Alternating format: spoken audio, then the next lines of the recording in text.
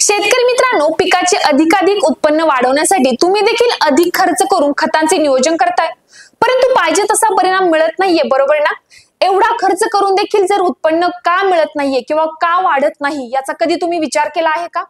बऱ्याच वेळा आपण पिकाला भरमसाठ खतांचे नियोजन देखील करतो, परंतु पिकाला ही खते लागू होत आहेत का, की फक्त जमिनीवर पडून राहतात? किंवा दिलेली जी खते आहेत तर ती पिकाला लागू होण्यासाठी काय महत्वाचे आहे हे कधी तुम्ही जाणून घेतलं आहे का? चला तर मी सांगते. पिकाला आपण किती खते देत असलो, परंतु जर मातीचा सामू संतुलित नसेल तर दिलेली खते देखील पिकाला लागू होत नाहीत.